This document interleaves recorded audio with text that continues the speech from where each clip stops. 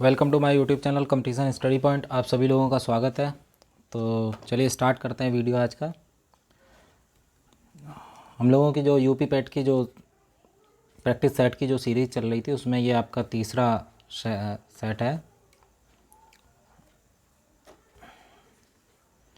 ये आपका उसमें तीसरा सेट है। तो चलिए शुरू करते हैं हिस्ट्री के साथ। हड़प्पा सभ्यता की खोज किस वर्ष की है? तो ये आपका आंसर हो जाएगा 1921। आपकी हड़प्पा सभ्यता की खोज कब हुई थी? 1921 में। और हड़प्पा सभ्यता की खोज एक अगर एक्स्ट्रा फैक्ट की बात की जाए तो दयाराम साहनी द्वारा की गई थी। ये आपको याद रखना है, ठीक है। कल हम लोगों ने पढ़ा था कालीबंगा के बारे में। कालीबंगा कहाँ पर पाया जाता है? अगर तो आपका राजस्थान में। कहाँ पाया जाता है कालीबंगा? राजस्थान में, राजस्थान के हनुमानगढ़ ज़िले में, ठीक है। हड़प्पा सभ्यता की खोज कब हुई थी? 1921 में। और किसने की थी? दयाराम साहनी ने। तो कल के भी फैक्ट हम लोग रिवाइज करते चलेंगे साथ ही साथ। चलिए प्रश्न नंबर 2 देखते हैं। लाइट ऑफ एशिया किसे कहा जाता है? तो लाइट ऑफ एशिया की अगर बात की जाए तो ये आपके हो जाएंगे गौतम बुद्ध। गौतम बुद्ध को लाइट ऑफ एशिया भी कहा जाता है। और इनका जन्म कब हुआ था? 563 ईसा पूर्व। कहाँ पे हुआ था बात की जाए तो लुम्बिनी, नेपाल में। आज के समय में वो कौन सी जगह पे हुआ था? लुम्बिनी, नेपाल में, ठीक है। प्रश्न नंबर 3 है आपका, खानवा का युद्ध कब लड़ा गया था? खानवा के युद्ध की बात करते हैं तो खानवा का युद्ध आपका 1527 में लड़ा गया था। किस किस के बीच में लड़ा गया था? तो ये आपका हो जाएगा बाबर और राणा सांगा के बीच में।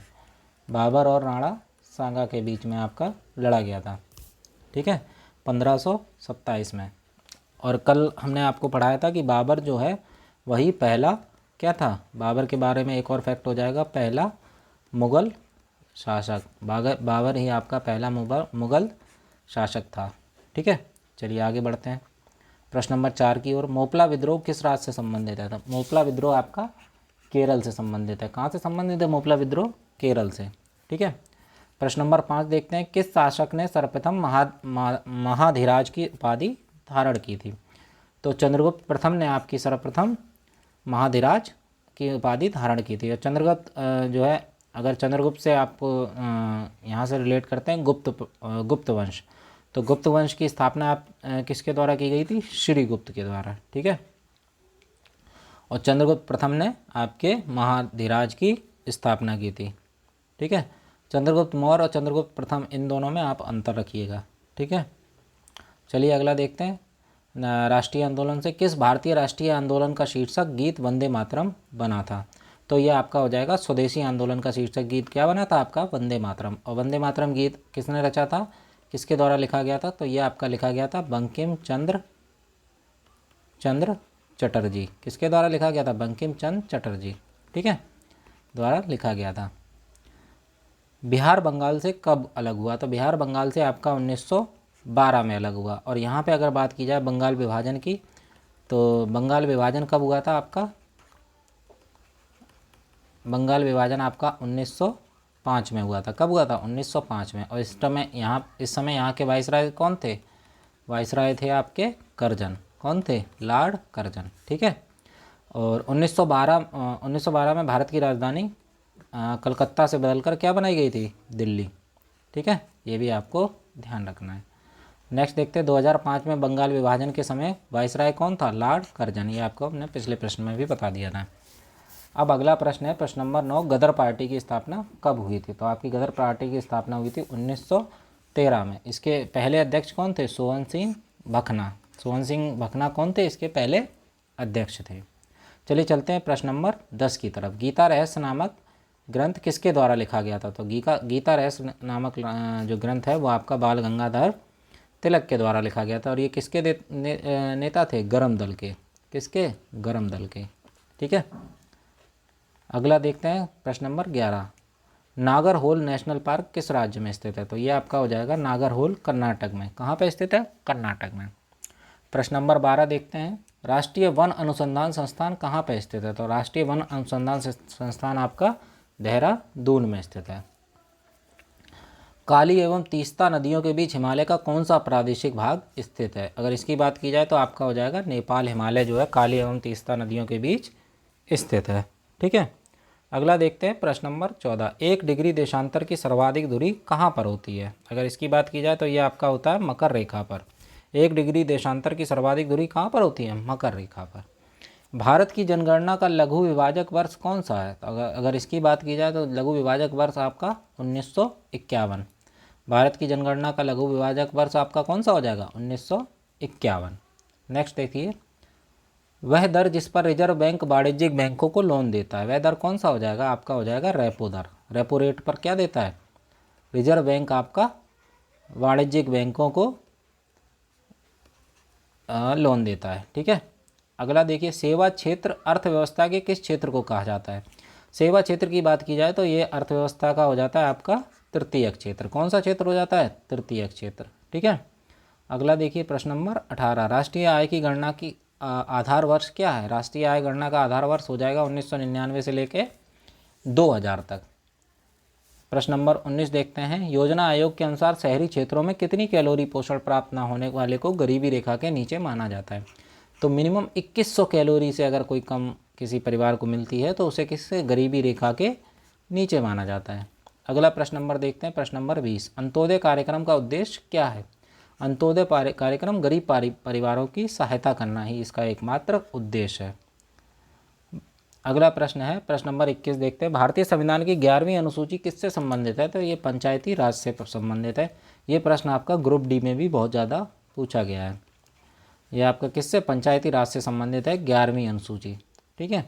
चलिए प्रश्न नंबर 22 देखते हैं, किस राज्य में राज्यपाल की नियुक्ति संविधान के किस अनुच्छेद के अंतर्गत की जाती है? किसी भी राज्य में तो ये आपकी की जाती है अनुच्छेद 155 के अंतर्गत राज्यपाल की नियुक्ति की जाती है। प्रश्न नंबर 23 देखते हैं, निम्नलिखित में से किन अनुच्छेदों को राष्ट्रीय आपातकाल के दौरान निलंबित नहीं किया जा सकता? तो ये आपका हो जाएगा अनुच्छेद 20 और 21 को आपका आपातकाल के दौरान भी निलंबित नहीं किया जा सकता है। प्रश्न नंबर 24 देखते हैं, मार्लेमेंट सुधार किस वर्ष पारित किया गया था? तो ये आपका हो जाएगा प्रश्न नंबर ऑप्शन नंबर बी 1909 में आपका मार्लेमेंटो सुधार पारित किया गया था। प्रश्न नंबर 25 देखते हैं, भारत के उच्चतम न्यायालय का उद्घाटन कब किया गया था? तो ये आपका हो जाएगा 28 जनवरी 1950 को आपके उच्चतम न्यायालय का उद्घाटन किया गया था। सामान्य विज्ञान के प्रश्न देखते हैं, सर्वप्रथम आकाश की गति को किसने नापा था? तो ये आपके हो जाएंगे ओलास रोमर ने सर्वप्रथम प्रकाश की गति को मापा गया था। प्रश्न नंबर 27 देखते हैं, मानव शरीर में सबसे छोटी हड्डी कौन सी होती है? तो मानव शरीर में सबसे छोटी हड्डी जो है वो आपकी स्टेपीज होती है। कौन सी होती है? स्टेपीज। आँख का कौन सा भाग आँख के रंग का निर्धारण करता है? तो ये आपका हो जाएगा iris. Option number B, iris आपके आँख का रंग का निर्धारण करता है। प्रश्न नंबर 29 देखते हैं, किस तकनीक से समुद्र के पानी से नमक प्राप्त होता है? तो समुद्र के पानी से नमक जो है आपका वाष्पीकरण के द्वारा प्राप्त होता है। प्रश्न नंबर 30 देख लेते हैं, गन्ने में लाल सड़न रोग किसके कारण होता है? तो ये आपका जो है कवक के द्वारा आपका लाल सड़न रोग गन्ने में होता है। चलिए अब गणित के देख लेते हैं, किसी परीक्षा में 40% छात्र गणित में असफल हो जाते हैं, 30% अंग्रेजी में और 10% दोनों में। तो इनका अगर वेन डायग्राम बनाए तो इस प्रकार कुछ हो जाएगा। 10% जो है कॉमन है, जो दोनों विषय में फेल होते हैं, ये हम लोग फेल वाले का बना रहे हैं। ठीक है। और 40% गणित में थे, तो अगर इसको मैथ मान लेते हैं और इसको मान लेते हैं इंग्लिश। ठीक है। तो इंग्लिश में बचेंगे 20, क्योंकि 10 ये 10 और 20 30 हो गए, और यहाँ पे कितने बचेंगे? 40 थे तो यहाँ पे 30। तो इस तरह आपके टोटल जो फेल हो जाएंगे, मैथ में टोटल फेल 40, 10 और 30, और इंग्लिश में आपके हो गए 30। ठीक है। टोटल ये कितने हो गए आपके? 60% तो फेल हो गए। तो ठीक है। अब दोनों विषयों में उत्तीर्ण होने वाले छात्र का परसेंटेज तो बचे कितने? 40%। यही आपके पास हो गए। तो ये आपका ऑप्शन नंबर डी सही हो जाएगा। नेक्स्ट देखते हैं, दिया है अंडर रूट 3 अंडर रूट 5 और प्लस 125। अब 125 5 पचम 25 पंचे 125 होता है, तो इसमें कितना हो जाएगा? अंडर रूट में 5 गुणे 5 गुणे 5। तो यहाँ से आपका 3 अंडर रूट 5 और यहाँ से आपका 5 अंडर रूट 5। ठीक है, बराबर 17.88 हो जाएगा। ठीक। तो यहाँ से अगर निकालेंगे तो 8 अंडर रूट 5 आ जाएगा, बराबर 17.88। तो यहाँ से अगर निकालें अंडर रूट 5 की वैल्यू तो ये निकल आएगी 8 दूनी 16 और 8 दूनी 16, 8 दूनी 16, 8 पंचे 20, ये आपकी आ गई। ठीक। तो यहाँ पे अगर इसकी इसकी आपको निकालना है वैल्यू। तो इसकी अगर वैल्यू निकालनी है तो 80 को पहले आप देख लीजिए, 40 गुणे 2 यानी कि 8 गुणे 5 गुणे 2, तो यहाँ से 16 गुणे 5 आ जाएगा आपका। ठीक है, 80 को 16 गुणे 5 लिख लेंगे। तो ये आपका अगर इसको अंडर रूट में हल करें 80 को, तो under root 80 plus 6 under root 5 को अगर लिखें तो ये आपका आ जाएगा कितना, 4 अंडर रूट 5 प्लस ये आपका आ जाएगा कितना, 6 अंडर रूट 5। तो यहाँ से आपका आ जाएगा 10 अंडर रूट 5। तो 10 अंडर रूट 5 यानी 10 गुणे अंडर रूट 5 की वैल्यू कितनी है, 2.225।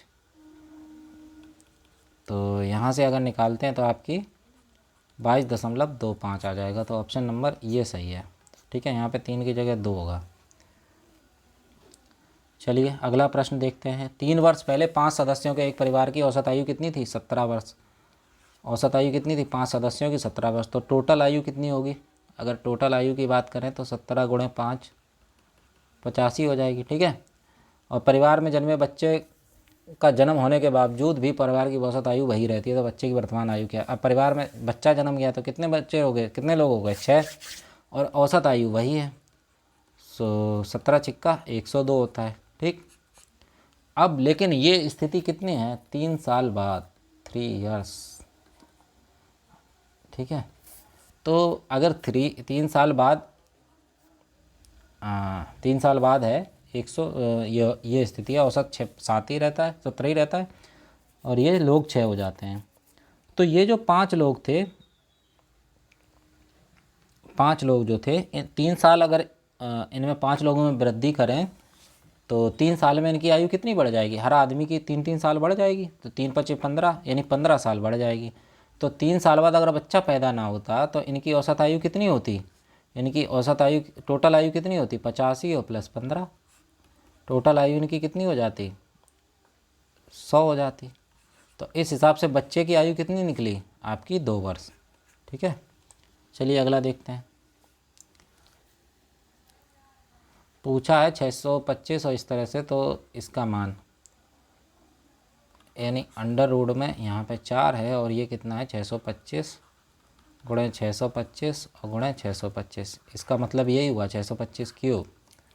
अब 625 की अगर हम बात करते हैं तो 625 क्या होता है, 25 25 पंचे 125 पंचे 625 ये होता है। तो अंडर रूट से बाहर कितना आ जाएगा आपका, अंडर रूट के यहाँ पे लेकिन 4 लिखा है तो इसलिए 4 5 में से जो 5 का ग्रुप है इसमें से एक 5 बाहर आएगा, यानी एक यहाँ से 5 बाहर आएगा, एक यहाँ से 5 बाहर आएगा और एक यहाँ से। तो ये हो जाएगा आपका 125। तो इसका आंसर आपका हो जाएगा 125। अब यहाँ पे पूछा गया है तो देखो 100, 80 और 6, प्रश्न नंबर 35 में देखते हैं। 100, 80, 6 186 हो गए। तो 186 तो सभी में है, इसको तो चेक ही नहीं करना। अब बचा ये, तो देख लीजिए 4 जो है कितने अंक बाद लिखा जाएगा, 4/100 को कैसे लिखते हैं, 0.04। 0.04 किस में है, इस ऑप्शन में। तो ऑप्शन नंबर बी आपका सही हो जाएगा। चलिए अगला देखते हैं। इनमें से कौन सा संधि विच्छेद सही नहीं है, तो राम धन ईश, देखो इसका हो जाएगा जो रामीश होगा, क्या होगा, रामीश।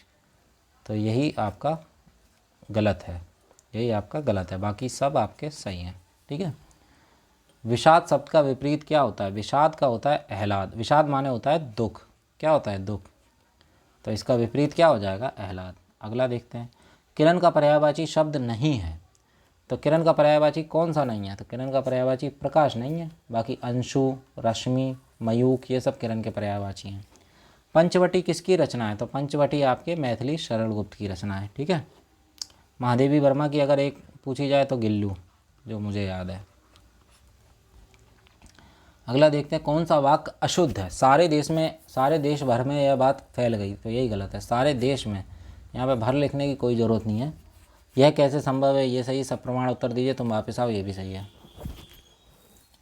इंग्लिश में there is an important aspect, तो हो जाएगा विच डिज़र्व्स, विच डिज़र्व्स, यहाँ पे क्या हो जाएगा, which deserves a mention in any discussion of the future of Indian theatre it is the आपका हो जाएगा rapid, it is the rapid development of the cinemas as a competitor for popularity. यहाँ पे क्या हो जाएगा, पॉपुलरिटी अमंग। तो आप 2-3 बार इसको पढ़ के हल करिएगा तो आपको समझ में आ जाएगा। जैसे there is an important aspect which deserves a mention in any discussion of the future of Indian theatre, it is the rapid development of cinema as a competitor for popularity among people. चलिए अगला देखते हैं। Select the most appropriate synonyms of the given words. Gloomy, gloomy का क्या हो जाएगा, डल। Gloomy माने चमकदार होता है, तो इसका क्या हो जाएगा, डल। नेक्स्ट देखते हैं। Most appropriate meaning of the given idioms, once in a blue moon. Once in a blue moon यानी कि इसका हो जाएगा रेयरली, कभी कभार। नेक्स्ट देखते हैं। 6 छात्रों के समूह में नितिन महेश से भारी है। तो देखिए ये हो गया नितिन, किससे भारी है, महेश से, ठीक है। परंतु नंदू से हल्का है, किससे हल्का है, नंदू से। और केतन का भार महेश से कम है, केतन का भार किससे कम है, महेश से कम है, तो केतन यहाँ पे आ गया, ठीक। उस परंतु रमेश जितना हल्का नहीं है, परंतु रमेश जितना हल्का नहीं है, यानी रमेश जो है ज़्यादा हल्का है, तो रमेश और नीचे आ गया, ठीक। अगर नंदू अमित से हल्का है, नंदू हल्का है किससे, अमित से, नंदू अमित से हल्का है, ठीक है। तो सबसे कम भार किसका है, तो यहाँ पे सबसे कम भार आपका रमेश का, जो सबसे नीचे आ गया, ठीक है। तो इस तरह से रीजनिंग का हल करेंगे। अगला देखते हैं। अब देखो इसमें दिया गया फॉरगेट को, फॉरगेट ये क्या है, फॉरगेट, फॉरगेट को आपका DPPHCU लिखा है। तो देखिए किस तरीके से बना है ये, और डॉक्टर को क्या लिखा जाएगा। तो देखो ABCD, डी के बाद क्या आता है, ई, इसके बीच में क्या है, यहाँ पे ई, ठीक। ओ के तुरंत बाद पी है, पी क्यू के बाद आर है, और जी के बाद तुरंत एच है, सी के बाद डी है बीच में ऊपर की तरफ, और टी के बाद तुरंत यू है। तो जिनके बाद तुरंत है वो लिख लेते हैं हम लोग, जैसे ओ के बाद पी आएगा, टी के बाद यू आएगा, और आर के बाद एस आएगा। तो देखते हैं, ओ की जगह पे पी, तो पी किस में है, इसमें है, इसमें है, फिर यहाँ पे देखिए यू है, और यहाँ पे क्या है, एस है। तो यही आपका बी ऑप्शन सही हो जाएगा, ठीक है। तो इस तरीके से हम लोग करेंगे इसको। चलिए देखते हैं 48। इसमें दिया है देखो 3:40 पे घड़ी के घंटे व मिनट की सुई के बीच कितने डिग्री का कोण बनता है। तो इसका एक शॉर्ट ट्रिक मैं आपको बताता हूँ। देखिए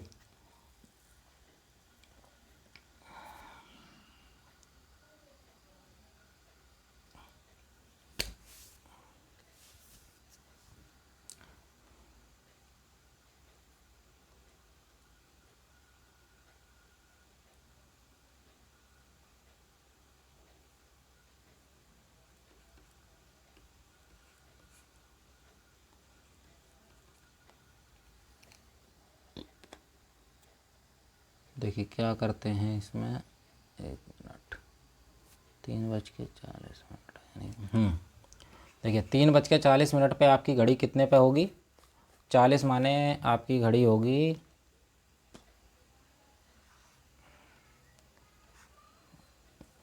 देखो 30 पे यहाँ होती है, 6 पे, और 45 9 यानी 8 पे होगी आपकी घड़ी, कितने पे होगी, 8 पे। अब 8 के बाद 8 में से आप 8 पे होगी, ठीक है। अब 8 में से आप कितने घटा दो, 3 घटा दो, 8 में से 3 घटा दो 5, और 5 का 30 में गुणा कर दो, ठीक है। 5 का कितने में, 30 में, तो आपका आ गया 150।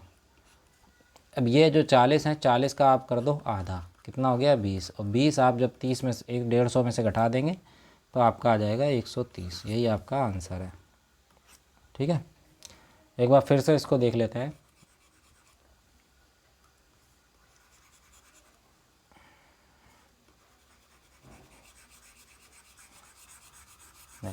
कितना आपको दिया है, 3:40। ठीक है, तो 3:40 पे आपकी घड़ी कितने पे होगी, 8 पे। अब 8 में से आप कितना घटा दो, 3 घटा दो, कितना बचा, 5। अब 5 का गुणा आप करते हैं 30 में, क्योंकि एक उसमें एक डायल के बीच में, इतने बीच में कितने का एंगल होता है, 30 का डिग्री का होता है, 12 होते हैं ना। 36 में आप 360 में 12 का भाग देंगे तो कितना आ जाएगा आपका, 30 आ जाएगा। तो यहाँ से 30 का गुणा कर दो तो कितना आ गया, 150। अब 150, अब ये जो 40 है इसका करना है आधा, यानी 20 आपको 150 में से घटाना है तो कितना आ जाएगा, 130। यही आपका आंसर। ठीक है, तो आप आई थिंक कितने बजे में कितना कोण होगा घड़ी की सुइयों के बीच में, इसको बताने में आपको कोई दिक्कत नहीं होगी। आगे देखते हैं, कौन सा विषम है, तो यहाँ पे आपका एसिड अलग हो जाएगा। नेक्स्ट देखते हैं अगला, कथन को सही मानते हुए नए सही निष्कर्ष का चुनाव करिए। तो कुछ किताब खिलौने हैं, तो देखिए कैसे बनाते हैं, कुछ किताब, तो कुछ जब दिया हो तो ये किताब का हो गया, ये हो गया आपका खिलौने का, किसका, खिलौने का। ठीक है, कुछ खिलौने, कोई खिलौने दबात नहीं है, कोई खिलौने दबात नहीं है, तो दबात आपकी अलग हो गई।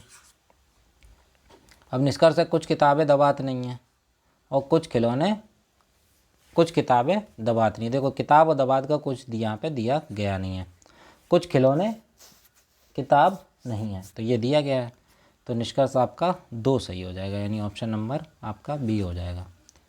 ठीक है, चलिए अगला देखते हैं, ऑपरेशन गंगा क्या है। तो ऑपरेशन गंगा आपका जो है कछुए के प्रजनन के लिए पर्यावरण योजना है, या गंगा यमुना नदी को जोड़ने की परियोजना है, या वर्ष 2024 तक गंगा को साफ करने की योजना है, या भारतीय नागरिकों को यूक्रेन से निकालने के लिए निकासी योजना है, या भारतीय नागरिकों को यूक्रेन से लाने के लिए निकासी योजना है। तो आपका हो जाएगा इसका आंसर डी। ऑपरेशन गंगा क्या है, भारतीय नागरिकों को यूक्रेन से लाने के लिए निकासी योजना। ठीक है, अगला देखते हैं, which day is celebrated international women's day. महिला दिवस कब है, 8 मार्च, सभी को पता होना चाहिए। गुपकार गठबंधन क्या है, तो गुपकार गठबंधन आपका जम्मू कश्मीर के विपक्षी दलों का एक गठबंधन है। अगला देखते हैं, प्रश्न नंबर 54, महिला उत्कर्ष योजना की शुरुआत किस राज्य ने की थी। महिला उत्कर्ष योजना की शुरुआत आपके गुजरात राज्य ने की है। प्रश्न नंबर 55 देखते हैं, व्हाट इज़ हर घर दस्तक 2.0 कैंपेन। तो ये कोविड-19 से रिलेटेड आपका डोर टू डोर कैंपेन है, जो हर घर दस्तक, इसमें कोविड-19 वैक्सीनेशन का कवरेज होगा। ठीक है, ये आपका ऑप्शन नंबर बी हो जाएगा। Which country organize G7 summit 2022। G7 शिखर सम्मेलन का आयोजन किस देश में किया गया, तो आपका हो जाएगा जर्मनी में। महावीर चक्र 2021 से किसे, जर्मनी की राजधानी क्या हो जाएगी, कमेंट बॉक्स में लिख के बताइएगा। महावीर चक्र 2021 से किसे सम्मानित किया गया, तो आपके हो जाएंगे कर्नल संतोष बाबू को महावीर चक्र 2021 से सम्मानित किया गया है। Sport star of the year 2022 पुरुष से किसको सम्मानित किया गया, तो ये आपके नीरज चोपड़ा। नीरज चोपड़ा अगर बात की जाए किससे संबंधित है, भाला फेंक से। ठीक है, भाला फेंक दिवस कब मनाया जाता है ये आपको बताना होगा। चलिए अगला देखते हैं, भारतीय रेल द्वारा शुरू की गई कवच प्रणाली क्या है, तो ये हो जाएगी आपकी ट्रेनों के टक्कर को रोकने के लिए नई सुरक्षा प्रणाली क्या है, कवच प्रणाली। अगला देखते हैं, प्रश्न नंबर 60, उत्तर प्रदेश का पहला खेल विश्वविद्यालय कहाँ बनेगा, तो ये आपके मेरठ में बनेगा उत्तर प्रदेश का पहला खेल विश्वविद्यालय। 3 बीघा कॉरिडोर किसे जोड़ता है, प्रश्न नंबर 61, तो ये आपका हो जाएगा भारत और बांग्लादेश को। और पाक स्ट्रीट किसको जोड़ती है, पाक स्ट्रीट, तो पाक स्ट्रीट की बात की जाए तो भारत और श्रीलंका के बीच में, किसके बीच में, इंडिया और श्रीलंका के बीच में पाक स्ट्रीट। और 3 बीघा कॉरिडोर किसके बीच में, भारत और बांग्लादेश के बीच में। चलिए अगला देखते हैं, अर्जेंटीना की राजधानी क्या है, ब्रुसेल्स। अर्जेंटीना की राजधानी ब्रुसेल्स है। राष्ट्रीय मतदाता दिवस कब मनाया जाता है, तो ये आपका हो जाएगा 25 जनवरी। राष्ट्रीय मतदाता दिवस आपका 25 जनवरी। आधुनिक ओलंपिक खेलों का प्रारंभ कब हुआ था, 1896 में। डायमंड हार्बर और साल्ट लेक सिटी कहाँ स्थित है, तो ये आपकी हो जाएगी कोलकाता में। ठीक है, अगला देखते हैं, मूर्ति देवी साहित्य पुरस्कार किसने शुरू किया है, तो ये आपका किया है भारतीय ज्ञानपीठ ट्रस्ट ने। मूर्ति देवी साहित्य पुरस्कार किसने शुरू किया है? भारतीय ज्ञानपीठ ट्रस्ट ने। अगला देते हैं, सतरिया किस राज्य का शास्त्रीय नृत्य है? तो ये आपका असम का शास्त्रीय नृत्य है। किसका? असम का। अगला देखते हैं, किताब उल हिंद के रचनाकार कौन है? तो ये आपके हो जाएंगे अल बरूनी। कौन है? अल बरूनी। प्रश्न नंबर 59 देखते हैं, नाटो का मुख्यालय कहाँ पे है? तो ये आपका हो जाएगा ब्रुसेल्स में। नाटो का मुख्यालय कहाँ पे है? ब्रुसेल्स में। नेक्स्ट देखते हैं, साइलेंट वैली कहाँ पर स्थित है? तो आपकी हो जाएगी साइलेंट वैली केरल में। नेक्स्ट देखते हैं 71, हिंदी आ गई। अब हिंदी देखते हैं, आदमी की पहचान उसकी किससे होती है? खान पान, भाषा, शिक्षा या पहनावे? तो आदमी की पहचान उसकी भाषा से होती है। पहला ऑप्शन क्या हो जाएगा आपका? भाषा। और भाषा संस्कार से बनती है, जिसके जैसे संस्कार होंगे उसकी वैसी भाषा होगी। जब कोई आदमी भाषा बोलता है तो साथ में उसके संस्कार भी बोलते हैं। तो सही ऑप्शन है क्या आपका? उसके संस्कार भी बोलते हैं। यही कारण है कि भाषा शिक्षक का दायित्व गुरुतर और आपका इसमें आ जाएगा चुनौतीपूर्ण होता है। क्या होता है? चुनौतीपूर्ण। गुरुतर और चुनौतीपूर्ण होता है। ठीक है। केवल यांत्रिक कौशल किसी जीती जागती भाषा का उदाहरण नहीं हो सकता। यहाँ पे क्या आ जाएगा? सही शब्द आपका हो जाएगा उदाहरण। उदाहरण नहीं हो सकता है। केवल संप्रेषण ही भाषा नहीं है। भाषा के बिना संप्रेषण ही भाषा नहीं है। अब यहाँ 5 नंबर में हम देखते हैं क्या सही ऑप्शन आएगा। संवेदना, आस्था, तथ्य, संवेदना, कृपा। तो संवेदना के बिना कोई भाषा जीवंत नहीं हो सकती। संवेदना के बिना कोई भाषा जीवंत नहीं हो सकती। ठीक है। तो ये आपकी हो गई हिंदी का एक। अब हिंदी का एक और है, बैसाखी उत्तर भारत का प्रमुख, यहाँ पे देखो त्यौहार हथियार पर है, तो क्या हो जाएगा आपका? त्यौहार। त्यौहार है। ये आप देख लीजिएगा, ध्यान से इसको देख लीजिए एक बार, चाहे तो वीडियो पॉज करके इसको लिख लीजिए, और उसके बाद ये नीचे क्वेश्चन दिए गए हैं, मैं बताता जाता हूँ आंसर, आप देख लीजिएगा। त्यौहार इसका हो जाएगा मनाया। आप क्वेश्चन वीडियो रोक रोक कर देखते जाइए क्वेश्चन, और इनके सही आंसर भी नीचे दिए गए हैं, तो आप देख लीजिए। अब ये आपका लास्ट ऑप्शन, लास्ट है DI, जो लास्ट में जो आपकी पूछी जाएगी DI। तो देखिए ये बार ग्राफ दिया है, इसमें नामित छात्रों की संख्या दी गई है। इधर मैंने एक ही में करने की कोशिश की है, क्योंकि DI अलग अलग पेज पे वो समझ में नहीं आता है। तो देखो, वर्ष 2020 में प्रति नामांकन 6,6500 रुपये था। उस वर्ष के दौरान राज्य विश्वविद्यालय शिक्षा शुल्क से कितना राजस्व इकट्ठा हुआ 2020 में? तो कितना हुआ देखो 2020 में, तो 2020 ये है, प्रति नामांकन कितना था? 6500 रुपये था। प्रति नामांकन 6500 रुपये था।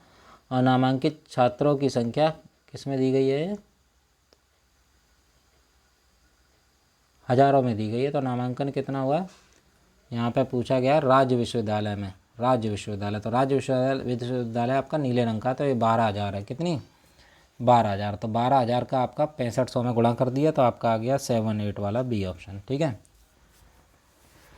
तो यहाँ से अगला देखते हैं, वर्ष 2000 में केंद्रीय विश्वविद्यालय में राज्य विश्वविद्यालय कितने प्रतिशत छात्र अधिक नामांकित हुए? तो देखो, केंद्रीय विश्वविद्यालय में 2000 में कितने नामांकित हुए? केंद्रीय है लाल रंग का, 10,000। कितने हुए? 10,000।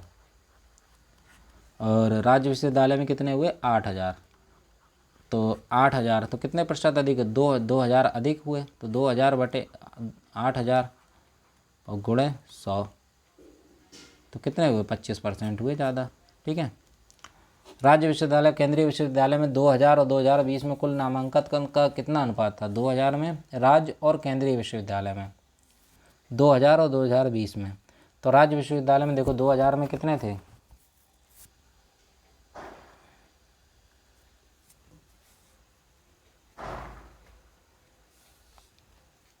राज्य विश्वविद्यालय में 2000 में थे 8, और 2000 और 2020 में कितने हो गए? 12। 8 और 12 कितने हो गए? 20।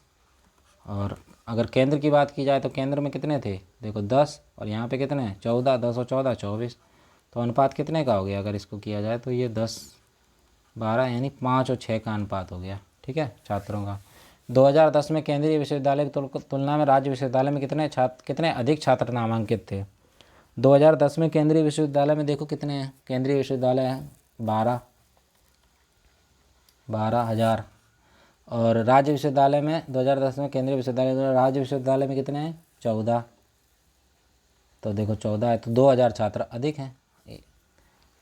अब देखिए 2000, 2010 और 2020 के दौरान राज्य विश्वविद्यालय और केंद्रीय विश्वविद्यालय दोनों में कुल नामांकन 2000, 2010 और 2020 देखो सब जोड़ के बताना है। तो कितना हो जाएगा, सब जोड़ के बताना है। देखो 8, 10, 14, 12, 12 और 14 सब जोड़ के बताना है। तो आपका 70,000 हो जाएगा।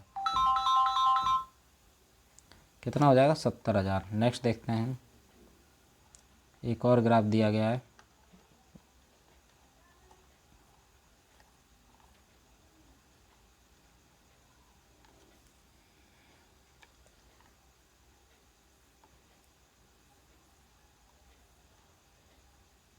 देखिए देखो ये ग्राफ दिया गया है, आप लोगों को शायद दिख रहा हो, और नहीं दिख रहा थोड़ा जूम करके देख लीजिएगा।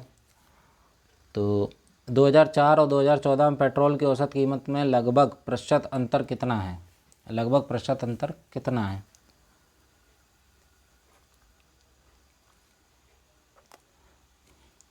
बहुत ही छोटा दिख रहा है तो ग्राफ इसको बड़ा कर सकते हैं।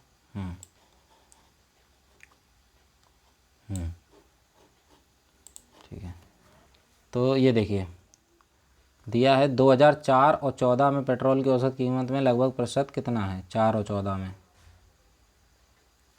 देखो 4 ये है पेट्रोल की कीमत, पेट्रोल कौन सा है,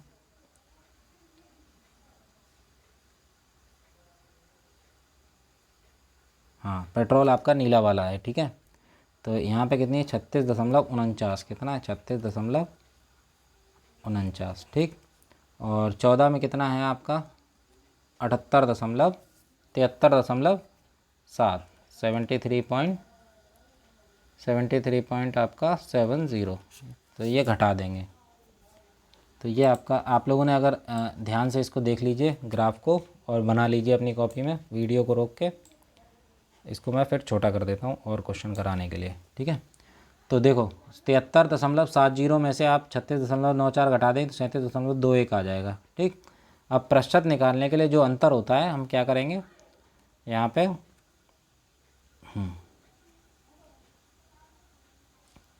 तो आपका 37.21 बटे आपका जो मूल्य था 36.49 और गुणा में 100, ये आपका 100। तो ये प्रतिशत निकल आएगा आपका 101.97, यानी ये लगभग आपका 102% हो जाएगा। किस वर्ष पेट्रोल और डीजल की औसत कीमतों के बीच अंतर न्यूनतम है। तो इसे देखो कैसे देखेंगे, ये देखिए 2000 पेट्रोल और डीजल की औसत कीमत अंतर न्यूनतम है। तो जहाँ पे ये बिल्कुल चिपक जाएंगे वहीं पे ये कम होगा। देखो यहाँ पे 2014 में ये चिपक गए हैं, तो यहाँ पे जो है अंतर आपका 14 में न्यूनतम है। वर्ष 2006 और 12 के दौरान डीजल की कीमतों का औसत क्या है, 6 और 12 के दौरान। तो 6 में देखो डीजल कितना है,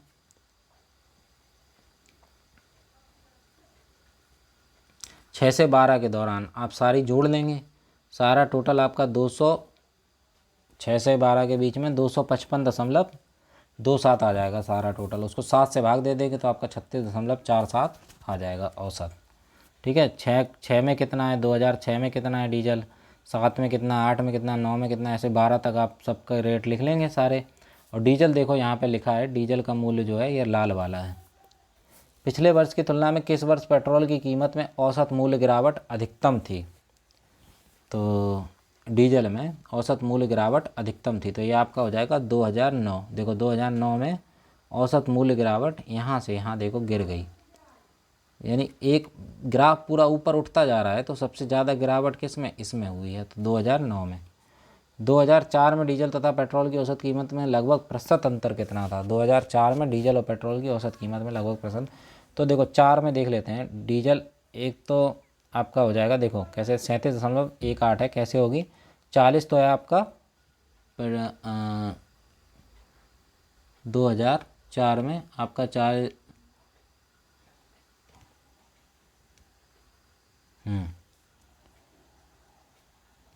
2005 का यहाँ पे पूछा गया है, तो आपका 40.84 में से 29.77 घटा के 11.07 आ गया। और प्रतिशत निकालने के लिए 11.07 बटे 29.77 और गुणे 100 करके आपका आ जाएगा 37.18%, 18%। अब देखो आपका दिया गया है तालिका। तालिका में देखो क्या दिया गया है, एक कारखाना 3 उत्पाद हैं XYZ निर्माण के लिए 3 मशीनें M1 M2 M3 लगाता है। ठीक है, प्रत्येक मशीन दिन में 12 घंटे चलती है। निम्न तालिका प्रत्येक उत्पाद की एक इकाई के निर्माण प्रत्येक मशीन द्वारा लिया गया समय मिनट में देती है। तो एक दिन में अधिकतम कितने उत्पाद बनाए जा सकते हैं? एक दिन में अधिकतम, तो प्रत्येक मशीन देखो प्रत्येक मशीन में 12 घंटे का निर्माण,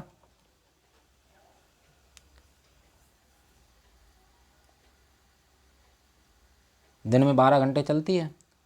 और निम्न तालिका प्रत्येक उत्पाद की एक इकाई के निर्माण के लिए मशीन द्वारा दिया गया समय मिनटों में देती है। ठीक है, तो देखो 12 मिनट में 720, टोटल मिनट कितने हो गए 720, तो 720/12 ऐसे 720/15 और 720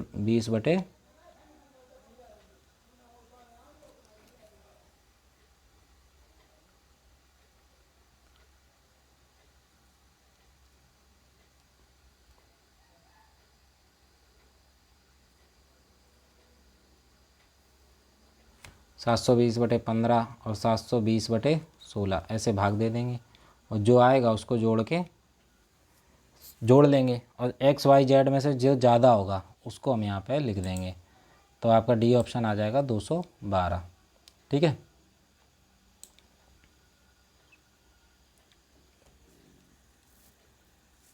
देखो उत्पाद अब पूछा गया है, अधिकतम संख्या पूछी जा रही है। तो देखो उत्पाद का मशीन का समय न्यूनतम होना चाहिए। तो X का देखो न्यूनतम समय कितना है 12 मिनट है। M3 का 60 इकाई है।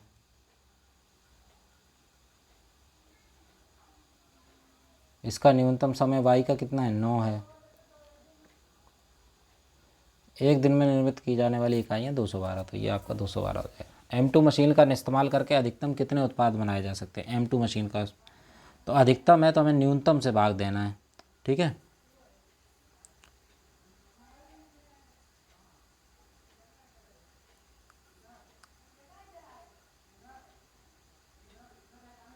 M2 का यूज़ करके X से, तो हमें 720 है बटे 15 भाग दे दो। X को बनाने में M2 कितना 15 है ना, इसी तरीके से।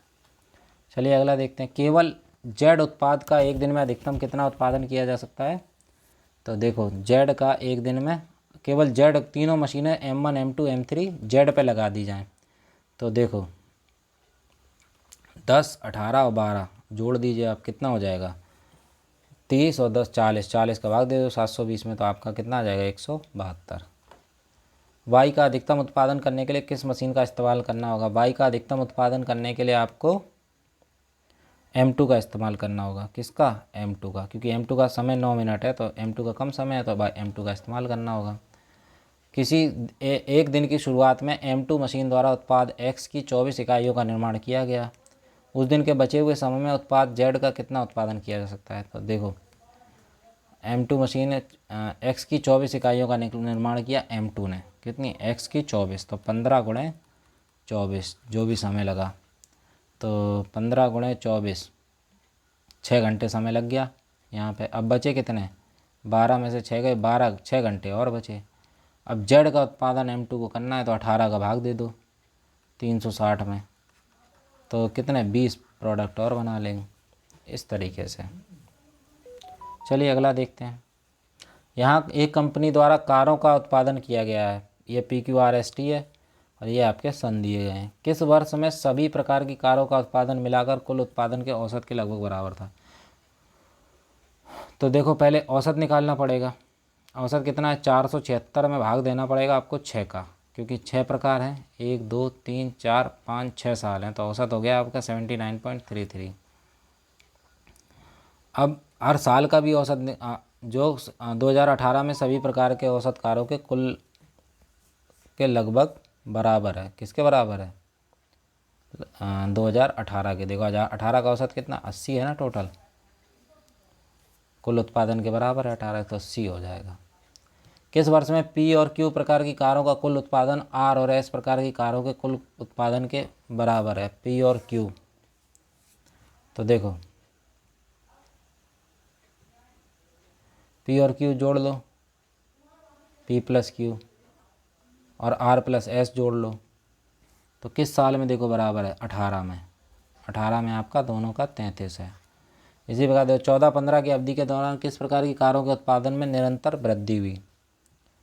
तो 14 से लेकर 20 तक की अवधि के दौरान किस प्रकार के कारों के 14 से 20 के बीच में, 14 से 20 में किस प्रकार की कारों में निरंतर वृद्धि होती रही, कमी हुई नहीं? देखो इसमें कमी हो गई। अब इसको चेक करते हैं क्यू को, इसमें भी कमी हो गई, इसमें भी कमी हो गई। एस में वृद्धि होती रही, किसमें? एस में लगातार वृद्धि होती रही। अब अगला देख लो, 19 के दौरान किस प्रकार की कार का उत्पादन सभी प्रकार की कारों के कुल उत्पादन का 25% था? तो ये भी आपका 19 के दौरान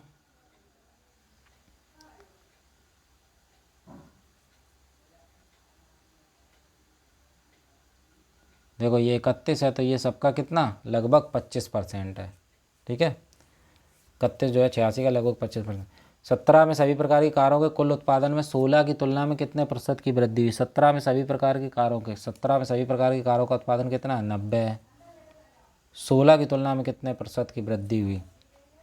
16 में कितना है? 75, तो 5, तो ये आपका कितना हो जाएगा? टोटल इंक्रीज कितना हुआ? 75 से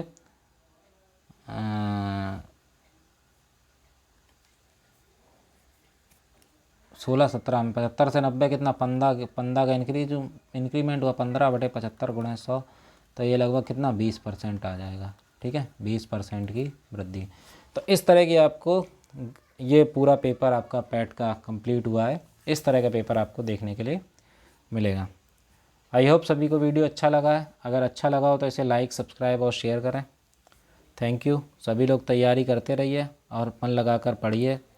जितना रिवाइज कर सकते हैं, जितना प्रैक्टिस कर सकते हो उतनी प्रैक्टिस करिए और अच्छे से पेपर देने जाइए। Thank you.